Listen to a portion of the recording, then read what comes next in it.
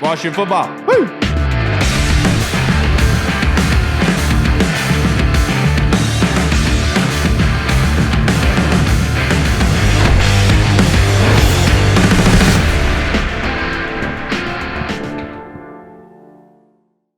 Hello, everybody, and welcome to the Burgundy Zone. I am your host, Kyle, and I'm joined by my two co-hosts, Michael Hall and Michael Reed. We have a great show set up for you guys. We are going to recap the 20-9 win over the Cincinnati Bengals. We are then have our game beers and gassers. We'll have fan questions, and then we'll also preview the Dallas Cowboys matchup on Thanksgiving, if that even is going to be played at this point. But guys, before we get into any of that, the Washington football team edged forward 3-7, and there were some casualties along the way. Hall, what is your immediate reaction to that game? Yeah, I was impressed once again with the fight in the second half of the team. Obviously, once again in the first half, they come out kind of I'm not gonna say not ready to play, but kind of just stale on both sides of the ball. Kind of just They didn't score on the first possession. We're talking about it. That was a first. That was a first. Yeah. But they obviously, still didn't. Oh yeah, you're right. They didn't. Yeah, no, they didn't. But yeah, like I said, second half adjustments by this coaching staff, the defense and Del Rio kind of making adjustments, clamping down. You come out in the second half before the Burrow injury, forced 2 3-and-outs. So, yeah, the defense turned it around, looked good, and then obviously that turned into the offense kind of gaining some momentum. Antonio Gibson, my man, did his thing again, and, yeah, it was a great team win all around. Yeah, if I learned anything from this game, it was that Troy Apke did his best impersonation of Carlos Rogers because he just literally the ball was in his hands and he threw it away. He's like, "What are you doing?" What about you, Reed? What was some standout things from the game? Well, the two main standouts for me is that the two best players on the field through most of the game was the number 1 and number 2 overall pick, Chase Young and Joe Burrow. Those two guys were just fantastic. Obviously, super unfortunate what happened to Joe Burrow. I love Joe Burrow, especially as a prospect coming out. You hate to see that to anybody, especially somebody like Joe Burrow. And when it happens against your team, it's just kind of a bad feeling. But I liked what they did. I mean, obviously, as soon as Burrow went down, it was like, if we lose this game, there's something seriously wrong with us. So, but they clamped down. They did do well. They ran the ball like they should have done last week as well. Antonio Gibson had another fantastic game. Of course, Terry McLaurin, what can you do about him? Mm-hmm. And Alex Smith just continues to look decent. He was very efficient. I know he only threw for 186 yards, but he didn't need to do anything else. And that's what you want out of Alex Smith. The defense started to play well, especially old number 99 over there. He was making some plays, and that's exactly what you wanted to see from him.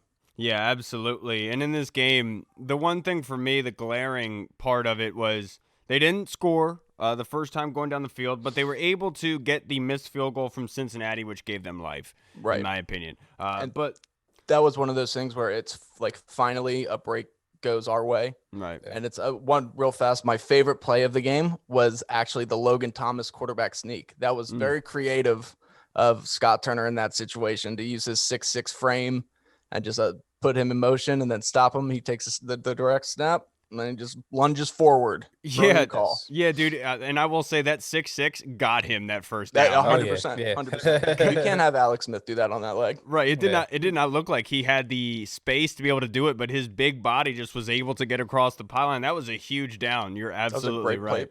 Great play call. Yeah. I mean, I put on Twitter right before the game, or like an hour before the game started, kind of my 3 keys to what would pertain to a Washington victory.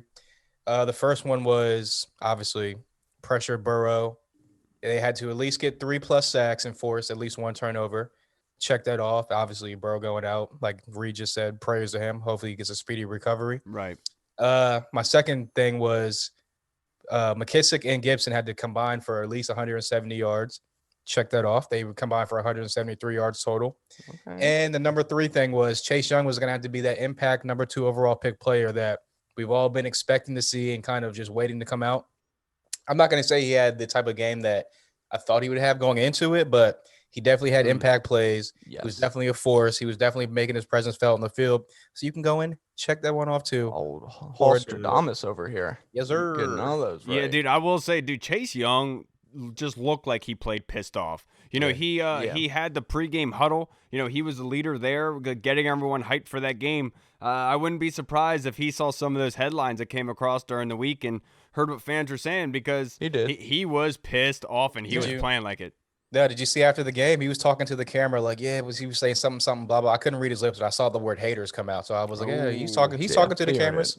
He knew it. He knew it was up. That's why he came out there, and that's why you want him to play all the time. That guy, when he's like that, he's impossible to block. I know he didn't have a sack, but that's like just something that we've been talking about. He affects the game in so many different aspects. Like the big hit completely changed the game when he destroyed Joe Burrow. That he almost had that interception. Then he had a sack that ended up getting called back because of the face mask. He was just all over the place, just wreaking havoc in the run game, playing smart, doing his job, and it was awesome to see. Thank God, because now people can kind of chill out. Okay? So let's move into our game beers for the game. Some players that we all believe that should deserve to have a game beer to kick their feet up and to enjoy the night on Sunday night. I know we're late here, fellas, but look, let's talk about it. Reed, start us off. Who would be receiving your game beer for the week? Ooh, so this one is going to be a bit of there's going to be two players, but same position. I was going to go with Chase Young, but I'm going to go with the offensive guards, both Brandon Sheriff and Wes Schweitzer. They both played fantastic. They were the highest rated guards in the NFL, according to Pro Football Focus. They had Wes Schweitzer at number 1 this week and Brandon Sheriff at number 2.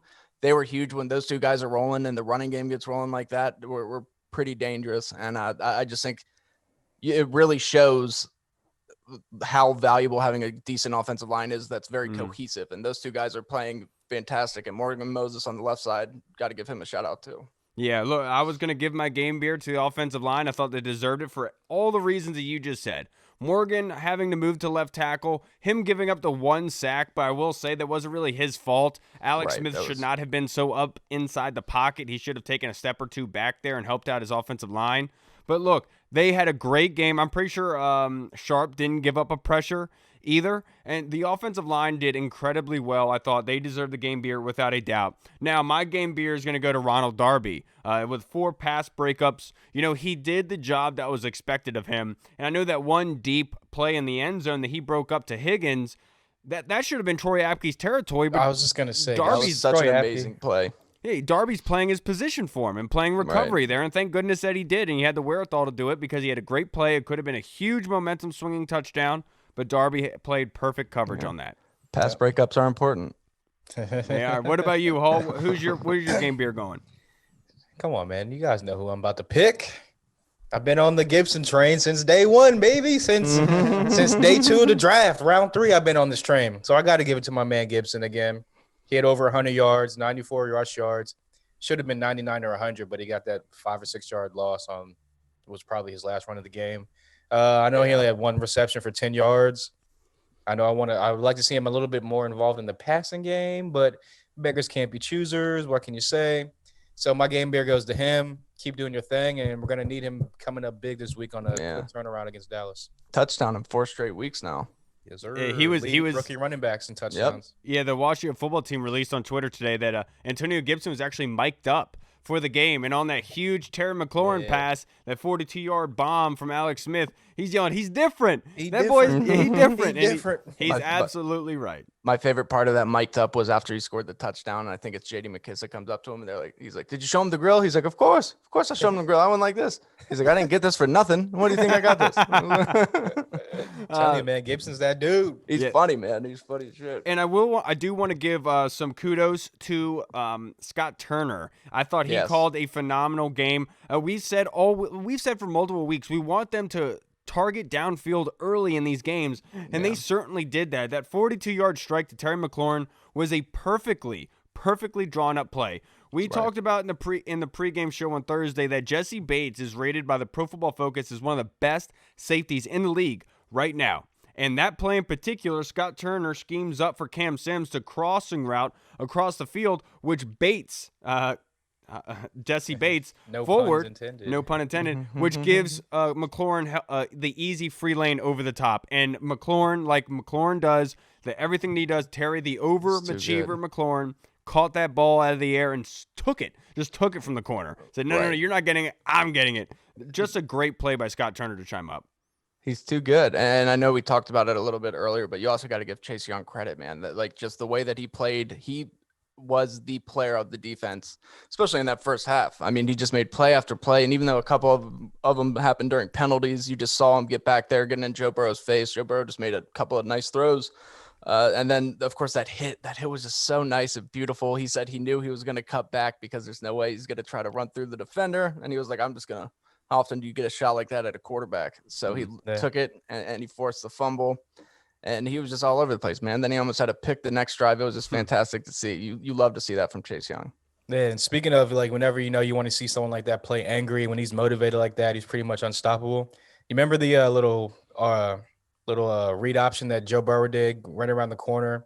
It's like super caught Chase Young, just like super sucked him in. Yeah, I remember that. Right. Yeah. Did you see the very next play? Yeah, This man literally took the lineman, threw him to the side, and was like, boom, tackle for loss. 3 out of the next 4 plays after that, he dominated. Like, that was the final play of that big hit on Joe Burrow. Yep, so he got pissed. Yeah. I was just like, yo, this dude is going to be a monster for us for the next 10 plus years. Yeah, that play that he made on the goal line to force the fumble was absolutely amazing. I tweeted out during that, I said, Cam Curl never had possession long enough for that to be considered another fumble and then for it to be a safety. I was screaming for it on Twitter. I'm glad they called it the right way. Chase Young having the wherewithal to be able to recover on that play, know that he has outside help, and then to also be able to deliver the hit to jar the ball loose. Because, look, Joe Burrow was close, dude. And Chase Young, right there. Chase Young literally hit him so hard that it was like, yeah, there's no way he got in. As soon as he scrambled out of the pocket, I saw it open up. And I was like, oh, he's gonna walk that in. And all of a sudden, you see a bullet train that was number 99 on it, just boom, bow. I was just like, whoa. Yeah, and I got fired up off that. After the Washington football team drafted Cameron Curl, I did my film breakdown on every single rookie that was drafted. And for Cam Curl, I had a nickname for him. And my nickname for him was the Plug. And the reason for that is when you have rushing lanes, when you're looking at it from a defensive mind standpoint, if there's a running lane open, you have to look at it as like a blown gasket, as an open valve. It's just spewing water out. So what do you need? You need somebody to stop the hole, stop the plug, stop the water. And that's exactly what Cameron Curl has been doing. There was one play in particular, I saw Mark Tyler put it out there on Twitter today, where on the 5-yard line, the Cincinnati Bengals run up the middle. Looks like Giovanni Bernard has a perfect wide open hole, and then Cameron Curl just fills the hole, hits him right at his legs, and stops him dead in his tracks. That's the type of play that you need from your safety position, and I'm so glad that Cam Curl's playing that way right now. Yeah, it's pretty incredible to me that, like, after you saw his measurables, like, none of us really knew much about him coming out of college, and we dove so deep into the draft this year that, like, when they picked him, I mean, I'd heard his name, but I was like, I don't know much about Cam Curl. And then, you go, he's got it all, man. The guys, I'm very happy with that selection. He's doing a fantastic job. Yeah, I was listening to Grant and Danny. It was probably Monday because it's Tuesday, and they were actually talking about Cam Curl, and it was kind of that narrative on him where it's like 7th round guy. Yeah, he played in the SEC, so obviously you're playing against top tier talent. But he played for Arkansas. They were like legitimately not even one of the worst defenses in the conference, just like overall in college football. So you kind of just look at it like, I mean, was he like a good player on a bad defense, or he's just like one of those guys that he's actually a really good player? And we're coming to see that he's actually one of those legit players that he likes to get coached up, and with the right coaching, like Chris Harris and Ron Rivera and Dak Del Rio, he's becoming one of those solid starters, it looks like. Yeah, and look, with all of these offenses that have faced them since the Giants, because I've said this so many times, Jason Garrett knows how to play this defense. He gets the ball out quick, and everyone has adopted that philosophy ever since that game. Yep, and Lions did it. Right, and Bengals did it. Defensively, you love that, especially as a defense that gives up big plays. Like, okay, yeah, settle for the small stuff, but you have to be able to tackle. Troy Apke that's not his forte, but Cameron Curl has been. It's not really his forte. but Cameron Curl has been filling those lanes and doing them very, very well. So thankful that he was able to do that, because this defense, everyone was acting like the Cincinnati Bengals were just destroying them all game. they weren't. I mean, the Washington football team did pretty well defensively against this offense that was very high-powered. They holding them to 9 points with Joe Burrow. I know they had the missed field goal and a mixed extra point, but we've seen that against the Washington football team, and nobody seems to remember. Right. Yes, sir. All right, now let's get into our fan questions of the week, everybody. Actually, no, I don't want to get him ahead of myself. I want to give one more props. Steven Sims had a great game. He coming back off of injury, and I was going to ask, is the wide receiving core underestimated? Yes, I would say so. They've got guys that can make plays. Look, Cam Sims has proved it. Steven Sims, when he's healthy, he's proven that he can be a playmaker as long as he doesn't bobble the ball or take a step back when he's at the first down marker. Then he'll be fine. But obviously, you got Terry. But I think that this wide receiver core they're very young, but they do have a lot of upside. People always forget, of course, going forward about Kelvin Harmon, AGG, somebody who has a lot of upside as well. I really love Isaiah Wright. He's somebody who can do it all. So I think that this is a very good young wide receiver core. And I think that as they get more comfortable as the season goes on, you're going to start to see these guys make more plays. Yeah, I agree. And if you even go back to last year, ESPN had this wide receiver core with obviously Terry McLaurin, Kelvin Harmon, and Steve Sims as the top-rated young wide receiver core, up-and-coming wide receiver core in the league, just kind of based off of what they did the last couple of games this season with Dwayne. Wow. But, yeah, obviously fast forward to now, you add a couple additions, Terry McLaurin in his second year. I know everyone was making a big deal of, oh, this is the worst wide receiver core in the league. They don't have any weapons outside of Terry. Well, when your number's called and you step up, just like Ron Rivera said, when your number's called, when you show that you know the playbook, when you show that you know our system and you know what you're doing on the field, you get rewarded. And guys like Cam Sims, Steven Sims coming back from the injury, got a touchdown this past week. So I definitely think there's a lot of growing to be done, and they definitely need another solid number two. Solid number two, not just like a rotational number two like we have now. But yeah, I definitely see a lot of potential in these young guys, and I love the young talent. And like I said, with the young coaching staff that's coming in and kind of changing the philosophy up, I see great things in the future. Yeah, and I think having a veteran quarterback like Alex Smith really has helped them too, because he's so good at spreading the ball around, and he's just such a smart quarterback that he's already there, and the other guys just got to grow. It's not them growing with Dwayne, them going through the growing pains. So I think having Alex Smith has really benefited them. That's actually a great point because, again, I was listening to 106 because I got nothing else to do at work. And who wants to work? Yeah, exactly. They had Brad Gradkowski on there. He works for PFF now. And that was like one of the sticking points that he made about like the difference between Dwayne being in the huddle, where obviously he's kind of putting up the numbers and nice looking numbers, no interceptions, except for a couple games here and there. But Alex Smith was a guy that's a veteran, knows the playbook pretty much front to back. And he's going to tell these younger guys, like the younger linemen, the younger wide receivers, the young running back like Antonio Gibson, little tidbits and little notes coming out the huddle like, hey, you got a flat 7 on this route. You got a 7-yard out route on this. Hey, on this route, make sure you get to the sticks. And that's kind of like things like the young guys don't remember the whole playbook. It's kind of like, right. Oh, thanks. I need to remember that. So those veteran kind of like little tidbits here and there is what I think is helping this offense like immensely. Yeah, I think I know what you're talking about. I think Steven Sims was alluding to having Alex Smith in the huddle and how pivotal it is and what he brings. And it's just little small, minute details. You're absolutely right. Now let's move on to our fan questions of the week. Our first one is from Jesse, SYS. Jesse, good to hear from you, brother. Now, he says the defense made an adjustment before Burrow's injury. He's hearing that everyone talking about how the Washington football team did this without Burrow. That's how they won. So he wants to know, do we think that the Washington football team would have won that game if Burrow stayed in it? Hall, I'll ask you. I mean, look, it's a tough one because, again, the first 2 possessions of the second half, they came out, they forced 2 3-and-outs. So the defense was trending up at that point in time. The offense was kind of gaining momentum. They were moving the ball offensively. It's just they were getting stalled at certain points. Again, penalties here and there. It's kind of shooting yourself in the foot here and there like they do every single first half of every single game except for Dallas. So, yeah, I think that – I mean, it's tough to say. I'm not going to say yes or no, but I'll just say yes just based off of the way the defense was trending and the way the offense was kind of starting to trend. Yeah, I'm right there with you. I agree with you. I thought that the score was 9-7 when Burrow went down. And we know one thing about Jack Del Rio's defense. We've talked about this every week. They give up yardage in the first half, but they buckle down the second and they get you figured out and they make it a lot harder. So I do believe that they would have won that game. I think it would have went the same way. Obviously, maybe Burrow would have had a comeback there in the second half, but the defense was playing that well. And look, Joe Burrow wasn't on defense. Joe Burrow wasn't allowing Antonio Gibson to rush for 20 yards a piece and allow these teams to get deep. That was the defense, that was offense and scheme, and that was the game wearing on. Regardless, I felt that was Washington's day.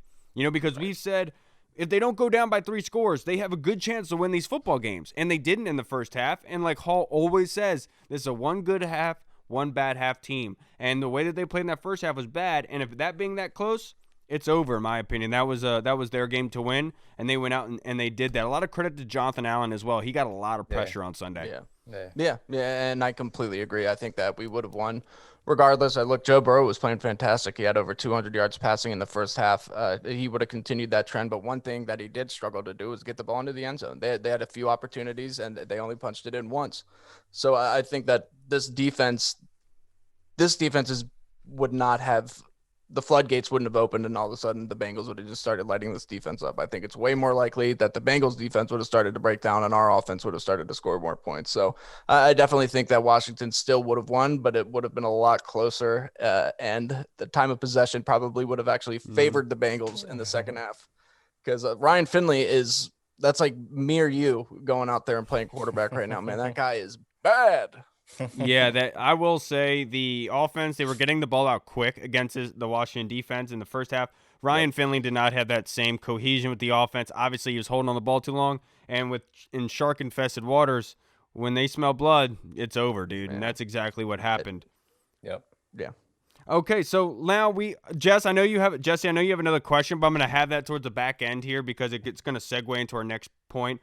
But Sergio Martin, one of our best fans over in Spain, huge fan, he had a good question to ask us. And it's out of the box a little bit, but I want to help Sergio out here.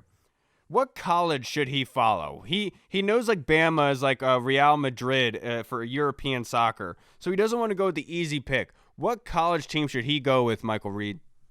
Oh, that's a tough one. Obviously, the Bamas and the Ohio States and the Clemsons, those guys are all going to be good, and they're going to be good for a long time. But there's some teams that are going to start being on the rise again here soon. A team like USC, who's going to end up coming back here very shortly, I would imagine. And it's tough. I could see Texas ending up coming back as well. But you also got to like the direction that Maryland's heading right now. I'll throw that out there. And then, of course, Kyle, I know you're a big VT guy. Virginia Tech, man, they're producing some players right now. One of my favorite offensive tackles in the draft, Christian Darrisaw, man. He could be a sneaky first-round pick. And that's a Beamer boy right there. Well, he's a good Beamer boy. Yes, he is. But yeah, I don't know. This is. I feel like this is more of a Hall question, because I feel like Hall's got so much more college football knowledge about all the teams that I don't know. I don't have a college football team. I didn't go to college. Look at me. Oh, look, Sergio. I'll tell you. I'll advocate for you to be a Virginia Tech fan, and here's why. Lane Stadium is one of the best stadiums you'll ever go watch a football game at. The atmosphere before the game, I'm not sure if you like metal or rock or Metallica. They play Enter Sandman as a team enters the stadium with an American flag behind them, and the crowd is absolutely electric. You can't hear anything. It is one of the coolest things you could ever witness. And then on top of that, Virginia Tech altogether is just a great place to be. Blacksburg, Virginia, everyone in that town loves the college. If you go watch a game, it doesn't matter if you're the rivalry team and you're there to watch. They will treat you with respect. They'll give you free food, free drinks. Tech is absolutely amazing. I know right now they're not playing well, Sergio, but it's a good team to follow, and there's lots of Virginia Tech Hokies on the team already. You could talk about Greg Stroman. You could talk about Tim Settle being there, Logan Thomas as well. So you got some Virginia Tech boys in the squad already, and we'd love to have you. What about you, Hall? Yeah. I'm a Michigan fan. I'm not going to tell you to be a Michigan fan because that's just going to make you not want to watch college football You're anymore. Already a Redskins fan. You can't advocate. You don't need somebody negative. depression. Yeah, you don't need negativity all weekend. Just maybe on Sundays here and there.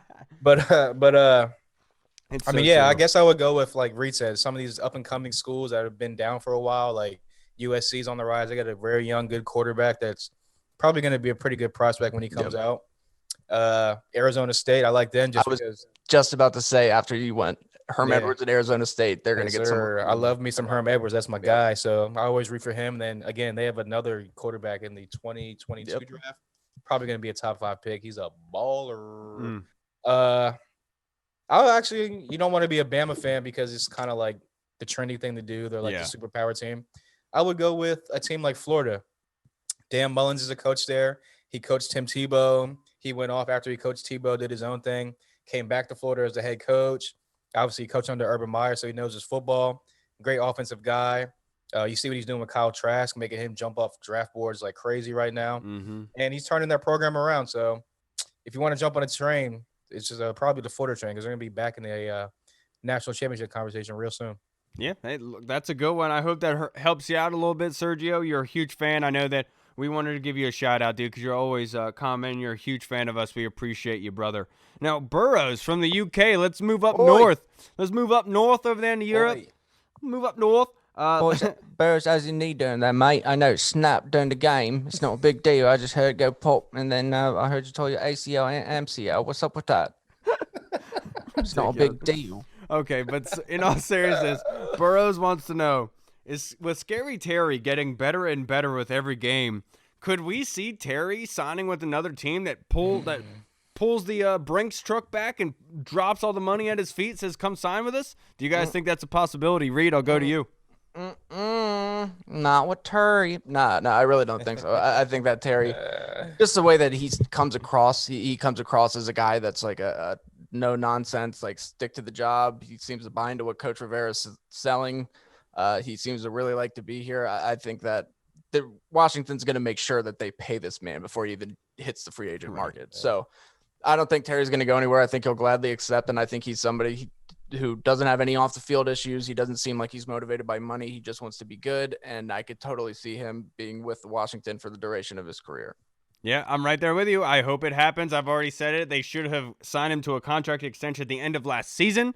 Obviously, it's not going to happen with Rivera. He wanted to see the players, but at this point, I said it on the H2ER podcast. I was able to do the reaction to the win on Sunday with them, and I told them I want them to sign him to a deal now. And not only to a deal, like I want to ensure that he already has a gold jacket with the Washington football team, that when he even thinks about retiring, he knows that he's going to be a part of our organization, because that dude, everything about him, I want him to be a part of the Washington football team for the rest of his life.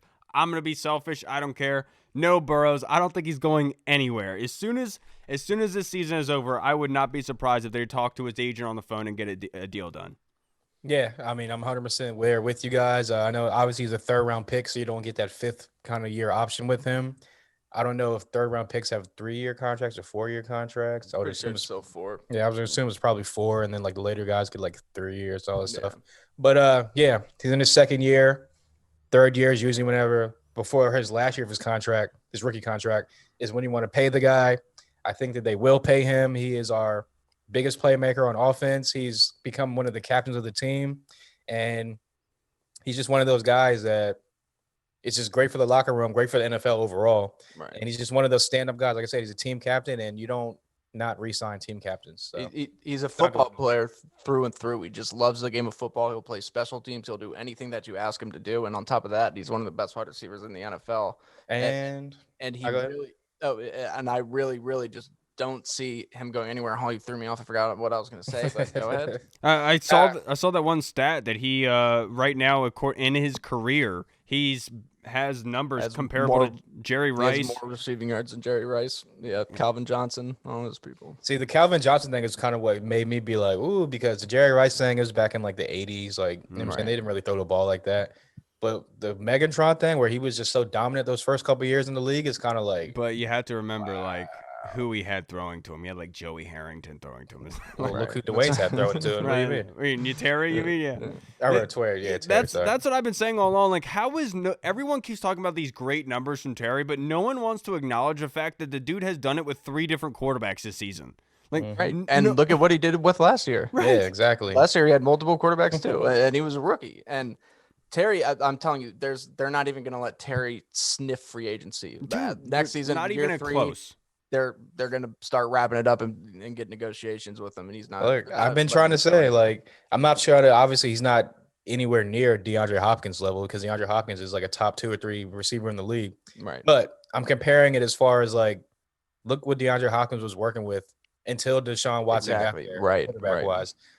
Terry's doing a similar thing where Yes, he is. he ain't got a lot to work with quarterback wise, and hopefully that'll change soon. But yeah, he's putting up numbers, and it's going to be crazy when we get a legit quarterback. Yeah. So thank you, Burrows. Appreciate your questions always, brother. Our biggest fan. I love Burrows and everything. Congratulations to you, brother. You just booked a huge guest. I don't remember his name, but congratulations, brother. I can't wait to hear that interview. He had a blue check mark, so he's certified. Yeah, certified. Boy. He verified.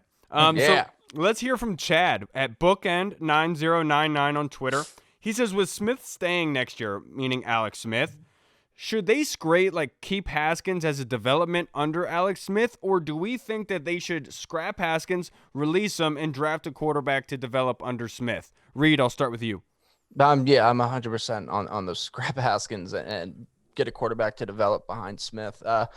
Alex Smith, I'm somebody who, as of right now, I still think that we need to take a quarterback in round 1 just because I like the quarterbacks that are coming out this year. It is a very deep draft, but I think that there's some guys there that could really sit and develop behind Alex Smith and really become something special. You know, you talk about Trey Lance, Zach Wilson, Kyle Trask is somebody who, depending on where we're picking, could be the guy. I really think that you got to take a quarterback early. And look, Ron Rivera and co, they don't have any strings attached to Dwayne. They don't. And with the way it seems from what we've heard, Dwayne has handled himself after this benching. I think that they're just kind of over it. They don't, who cares? They're like, all right, let's get our guy. Bye. Yeah, this is a hard question for me to answer, honestly, because it's up to Ron Rivera. And I don't think that he has been 100% truthful about how he feels about Dwayne. And obviously he can't, given the circumstance and situation that they're in. But if Ron really does believe that Haskins just needs to grow up a little bit, then yeah, I think that you're onto something, because you should be using that high draft pick on a position at the best player available, because your team is not that good to where you can just skip over any position. There are some very, very good players there. But without a doubt, I will say, if we can guess and estimate where they're going to be, I would say there's going to be a very good QB prospect there.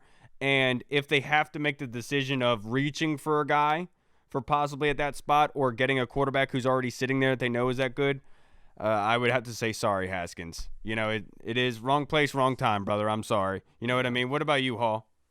Yeah, I'm kind of in the boat that you are, where it's kind of like you would like to see Dwayne kind of mature from this and kind of grow from this and stick behind Alex, kind of walk with his hand in his pocket everywhere he goes kind of type of thing, where he learns from Alex and then becomes that guy where his boyfriend or something. Exactly. Where he's like, what, it will be his 3rd year next year. Mm-hmm. So we still have him for 3, 4, and probably the 5th year of the rookie contract. They have the option for the 5th year if they wanted to. That's what I mean. So like, that could be a lot of pieces getting built around this offense and more pieces added to that defense, to the point where when he does get ready to step in there, all of a sudden you got the weapons, you got the offensive line certified, you got the running backs thing certified. Well, showed up with Gibson, obviously.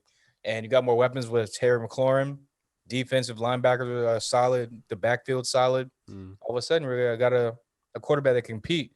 But with all that being said, they're probably going to let him go, because no one wants to deal with this whole whirlwind circus of asking about Dwayne every single week again next year with the media. I'm sure Ron Rivera's been over it since like a couple weeks ago. Yeah, that's why he benched in week 4. Welcome to the crew, Ron Rivera. We've been dealing with this since 2014. Yeah, exactly.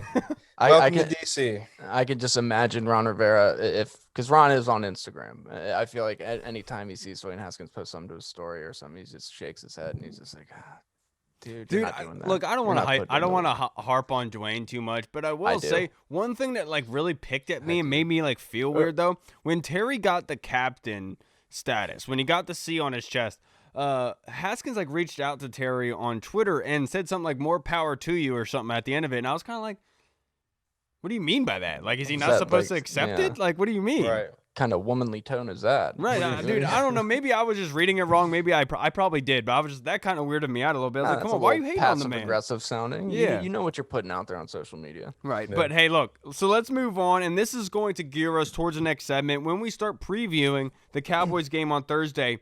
Our question from Joe Hall, one of our biggest fans, a Navy veteran. Thank you for your service, Joe. He wants to know, are there going to be any differences in this game versus Dallas than there was in the first matchup a couple weeks ago? Hall, I'll start with you. Yeah, I definitely think there'll be some differences. Andy Dalton will probably not get knocked out in the first quarter or second quarter, whatever that was. So that'll be a huge difference. If you've watched the Cowboys play these last, I guess, 2 weeks or whatever it's been, they've been a pretty different team as far as defensive wise, offensively wise. They've been able to move the ball. Defensive wise, they've kind of not really clamped down per se, but they've kind of been like the Washington defense, where they've been but don't really break in certain instances. And yeah, I definitely think it'll be different. I think it'll be definitely a higher scoring game for Dallas. I don't think it's going to be a blowout. And yeah, I think that, I mean, there's a couple other things, but we're going to break the game down, so I don't want to go too much into it. Yeah, I'm right there with you. I do think there are some differences. Steven Sims is playing in this game. Cole Holcomb is playing in this game as well. I know Andy played last time. He did. He I think he dominated. Yeah, that was game his against the second Cowboys. game back. was it his second game? My bad. That my was bad. the one where he destroyed. But I Yeah. think there's somebody else that I'm missing that's going to be back. But I feel like this is a better the Washington football team feels better about themselves now than they did then. I know so do the Cowboys. Obviously, they're playing as a better unit overall. But I love it how everyone's talking about this sledgehammer with the watermelons from Mike McCarthy and everything, because what he wanted to do, he put Dalvin Cook's face on it. Dalvin Cook went for 27 carries and 115 yards and a touchdown. Okay, obviously it didn't do justice. Oh, were you trying to stop him from getting 300 yards? And yes, you should pat yourself on the back. But the fact is that the Minnesota defense is so bad. They're that bad. Yeah. And they should not be giving up that many points to Dallas Cowboys. But I digress. We'll get into that. So I do believe there are going to be differences. I feel like they have something in place for Steven Sims. Kyle Stackpole's Selby, I've seen them over the past couple weeks talked about Scott Turner having a package for Steven Sims. I think they have something in their tool belt ready to go against the Cowboys for here Thursday. I think they're ready and hyped up, ready to go. What about you, Hall? Reed. Sorry, I went off for so long I forgot. You're good. I think it'll be a different game. These division games, you can never tell what's going to happen, and literally anything could happen. We should have beat the Giants and we lost to them. We're not going to dominate the Cowboys like we did last time we played them. That was, I think, them having what are the chances Andy Dalton's going to be out again? Hall, like you said. Dallas still has so much talent on offense. A lot of people want to forget that because they've been so bad. But having CeeDee Lamb, having Michael Gallup, Amari Cooper, Ezekiel Elliott, like those guys are all very good. And Andy Dalton's still a smart veteran quarterback. So they can definitely put up some points. They can do some things. They're coming off of a very good win. Is that defense good enough? I don't know. But then again, our offense doesn't necessarily put up points except for in the second half of most games. So I think it'll be a different game. I think it'll be a lot closer. I'm not going to get into my prediction yet because I'll save that for the end. But I definitely think it'll be a different game. It'll be a better game. That's for sure. Yes. And then I said, Jesse, that we were going to wait for your question to the end for a good segue. So Jesse wants to know, will the Washington football team beat the Dallas Cowboys? So that being said, let's shoot into our preview of the game, the Thanksgiving game. The Washington football team is traveling to Fort Worth, Texas to face the Dallas Cowboys and Andy Dalton. We're going against the redhead there, Reed. What's your feeling with it? What's your confidence level going into this game? Is it more than it was going into the first matchup? See, this is where I'm like so torn because I want to be like, yeah, of course we're gonna win. Like we should definitely beat Dallas, but every time I pick us to win, we lose. And so far last week when I picked us to lose, we won. So I almost want to pick us to lose again. But yeah, I don't know. I think that Washington's feeling pretty good coming off of that win. I know that it was against a very bad Bengals team, but this is also a very bad Dallas team. And this is a for real rivalry on Washington's side. I know for a fact they just hate Dallas. Dallas week is such a big deal that I really think that they are going to come to play, and they really want to sweep the Cowboys. Cowboys came into the season with Super Bowl aspirations. Even with Dak, they weren't going to get there. So I think that they really, really want to sweep them, and I would love to see them pull some tricks out of the old bag, out of the old hat on offense. Yeah. So what about you, Hall? What's your confidence level? Is it higher than it was going into the first matchup? It's not higher just because I was pretty confident going into that first matchup because Dallas was playing so badly at that point, and I knew that their O-line was pretty banged up. Yeah. So I had a lot of faith that our defensive line was going to pretty much take over and dominate. And that was a Kyle Allen game. So I had a lot of faith that Kyle Allen was going to be able to manage the offense, move them down the field, up and down the field, do their thing, which he did. So my confidence level was pretty high.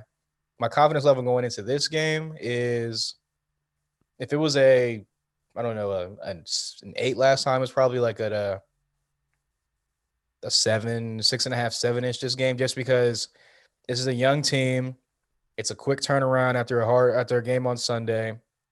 It's a huge game with the bright lights on a primetime scene.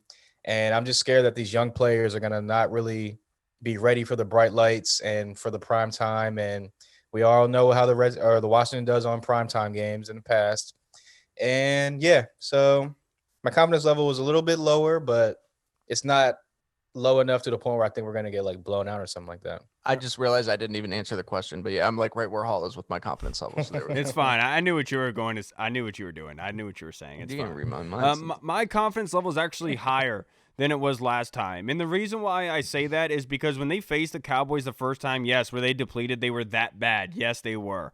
But the Washington football team, as one organism, they did not have an identity at that point. I think that they developed an identity on Sunday versus the Bengals. I feel like they realized how to play and win these football games, and they can do it. The only problem is, can they stop the running game, and then can they run the football? That's the biggest issue. And against this Cowboys defense, which is ranked worst in the league with most points allowed in the league, I think they're going to be able to do that again this Sunday. So yes, I do. My confidence level is a lot more, and not a lot more, but it is more just because, and not because of Dallas and where they are, but because of where Washington is. This stretch that they've gone down of losing these tough games and then winning a dominating one, I think they realize what they have to do and what they have in front of them. And they're tired of all the talk that the QBs that they beat got injured. Right. I think they got injured because they kept kicking everybody's ass. That's why they got injured. Right. And look, it's not like Ron Rivera isn't going to have this team hyped up to play for this game either. I mean, they have a chance to be first in the division with a win here. I mean, they're going to come out. Alex Smith, you got to feel pretty confident with him back there. Old number 11. He's just so safe, you know. I know he's turning the ball over more than usual, but he's just like a gravity blanket. He just wraps around you and you feel comfortable. All right. So when we were kids, you know, when you're a younger kid, you know, there's some food at the dinner table that you just do not want, right? You just look at it and you're like, no, I'm not eating that today. So let's transition this to some Thanksgiving. Let's say there's one player on the Dallas Cowboys defense that's that bad food for you at Thanksgiving that you do not want any part of. You hope that he has a terrible game. You don't want him to see do well. Who scares you the most, Michael Hall? I will go with the guy that that dropped to them in the draft, and I was blown as I watched it happen. I was surprised that he had such a horrible game the first time. He had a lot of drops against us. Don't think that's going to happen this time. I am worried about CeeDee Lamb. He's a huge playmaker, a game breaker. He can run the short crossing routes. He can run those intermediate routes. He can burn you deep. He's a great yards after catch guy. And with someone like Andy Dalton, who's a pretty competent NFL starting quarterback, or at least the best backup in the league, if you want to call him that, with those type of weapons around, you saw what he did in Cincinnati, and you saw what he did last week against the Vikings, even though our defense is a smidge better than the Vikings. I just think that CeeDee Lamb, if we can kind of contain him again, it'll be a good day for Washington. Yeah, and look, and that's a great one. Mine is Zeke Elliott. And the reason being is this Cowboys offense is not going to beat you if you stifle Zeke Elliott. If you're able to contain him, Andy Dalton is going to give the ball away. I don't care with the pass rush that they have without the rushing attack. They're going to struggle to throw the football with keeping Andy Dalton healthy and upright. I really do believe that Zeke has to be the main point of emphasis going into this weekend. What about you, Reed? Who's your number one aspect? Who's the one player to watch out for on the Cowboys team? You guys both took both of mine literally right there, so that's cool. So I'm just going to switch it up. I'm going to go with somebody who hasn't been getting much love this year. He's somebody, I know the offense doesn't run through him, but he's just somebody who I could see having a decent game against us, and I think so. I just don't want to pick the same person you guys did. So I'm just going to go with Michael Gallup. He hasn't done much this year, but he's still. People forget how talented this guy is. Michael Gallup is fantastic. Amari Cooper, CeeDee Lamb, they're all really good. But I don't know. I just didn't want to pick the same guy as you guys did, and I also didn't want to pick Dalton Schultz, even though I could see him having a decent game. I was about to say Dalton Schultz.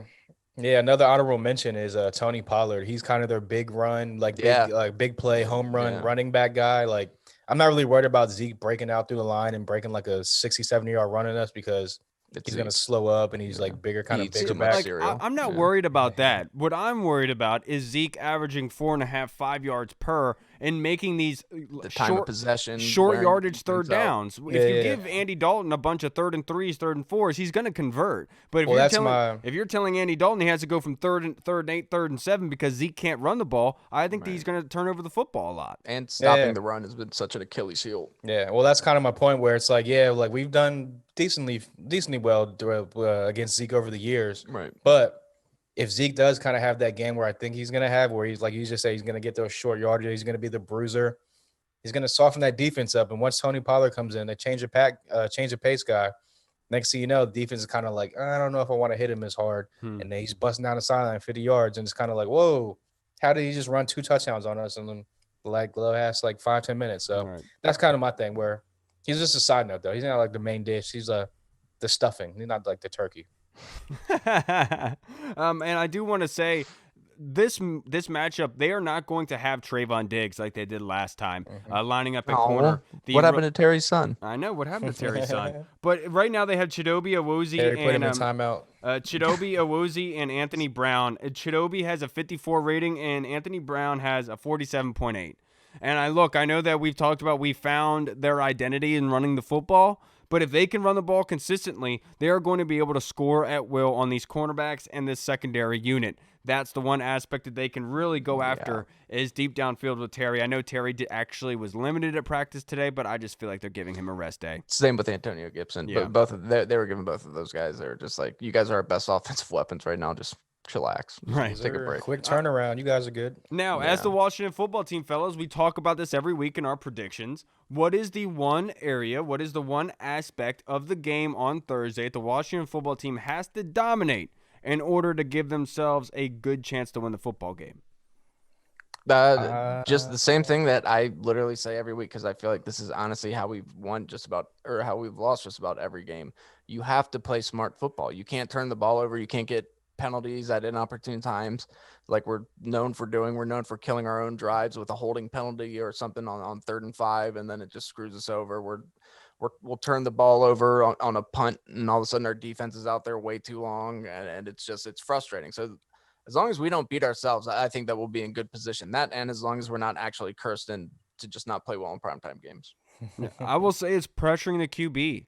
They have to be able to dominate on both sides of the football in this area in particular. If you're making Andy Dalton's life miserable every time he snaps the football, they're going to be in a very good chance to win this football game. And vice versa with Alex Smith. Obviously, we have seen he does not have the same athletic ability that he did pre the leg injury, but he can still get it done. But if he's under pressure constantly, that's a bad recipe for the Washington football team. They have to be able to get the ball out of his hands fast. And then with Andy Dalton, making sure you're getting home and getting him on the ground, because these playmakers on the outside, if they get the football, there's a good chance they're going to be taking it to the house. And with big plays that the defense has been giving up recently, that's a recipe for disaster. So get after Andy Dalton. That's the one area that I'm saying. What about you? Well, never fails me, but I'm going to go with my man Gibson again. I think that he's going to be the key to this game. You see what he did the first game against Dallas. Wait, so it's supposed to be one aspect of the game that they have to dominate. Well, that's what I'm saying. They're going to have to feed Gibson. I think that he's going to have 15 to 20 touches on offense. He's going to have to dominate the run game. The offensive line is going to have to dominate DeMarcus Lawrence and Alden Smith and these guys up front. And I think that we're going to have another big rushing game with at least 150 yards plus. And if we win the rushing yards total, then I think we win the game because we're going to be able to control the clock. Can I just say how much I hate Andy Dalton for bullying Ralphie in A Christmas Story? Oh, that's terrible. Absolutely terrible. All right, let's get your predictions for the game, everybody, before we get into our NFL reactions to wrap up the show. Well, let's get your prediction, Reed. What is it? 17-3 at the half. Dallas will take the lead.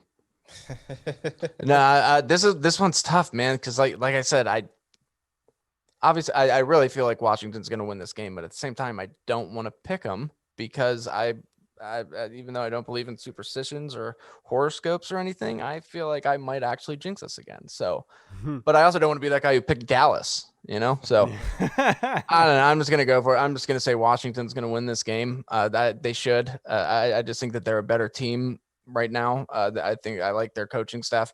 I like their coaching a lot better. I think Mike McCarthy's a bit of an overrated head coach. I do apparently like that he got them fired up with watermelons last week or before the game on Sunday. That was, I guess, cool. That was like one of those that Galileo guy comic that used to smash the lemons with the sledgehammer. Remember that guy? Done all these Remember when commercials. Dave Chappelle did the skit on him? Yeah. Dave Chappelle talked about it. That was so funny. Yeah. Oh, Gotta smash some melons, some watermelons. Dave Chappelle's a goat. I miss Dave Chappelle so much. He's so funny. Yeah, I'm gonna pick Washington. I'm gonna say that we're gonna win this one, 31-17. But I'm gonna say Dallas is still gonna be up 17-3 at half, and then we're gonna score 28 points in the second half. Yeah. Now, That'd be crazy. last week what I say 24-13 was a prediction relatively close. I do think you're right about the halftime prediction. I will say I do think it's going to be tied up at 13 apiece. But like we've seen a lot of this being a second half team, if they're able to have it tied almost close at halftime, I think the game is over at that point, in my personal opinion. I think the Washington football team is going to win this 27-13. I think they win it convincingly and they do it well, and I think they do it with Andy Dalton behind center the whole game. And let's see what kind of excuses they have for after. You know what I'm saying? What about you, Hall?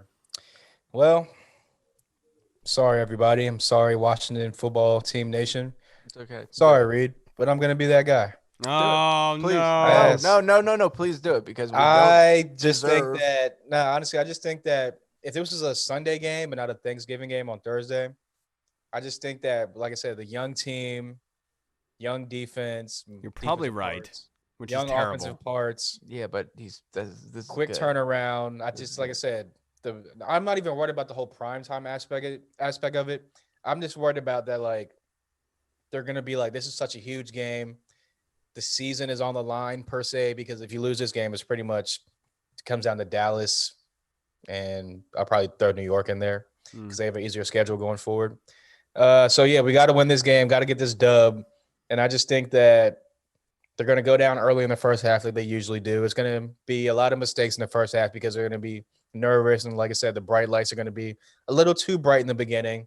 I do think they fight back like they always do in the second half, but I just don't think it's going to be enough, just like in the Giants game.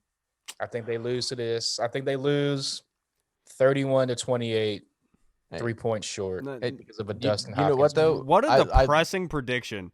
But I like that, though. I like that because you had the balls to do it. I didn't have the balls to do it. You got to put that out there in the universe. I hope I'm 100% wrong. I hope they just come out and it's almost a reverse of that. I hope it's your prediction where you come out in like 31-17 or 23-17, 24-17. I want it to be convincing.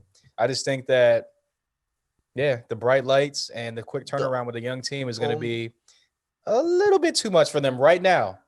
Right now. The only thing that you can ever predict with Washington, you can only expect the unexpected. So just expect something to happen that nobody thought of. Something random's going to happen. Special teams touchdown. Okay, well, we can't just start naming everything. And Won the game on a safety fumble recovery by Dak Prescott comes in through the There's going to be an interception, a fumble, a special teams touchdown, offensive touchdown, defensive touchdown. I get what Hall is saying, but honestly, dude, I'm just not getting that feeling from this game. I feel like this is a completely different team now. I know, but you're most likely right because this is what Washington does. They bring you up just to pull you down, right? Yep, exactly. Now, let's do real quick to finish up the episode.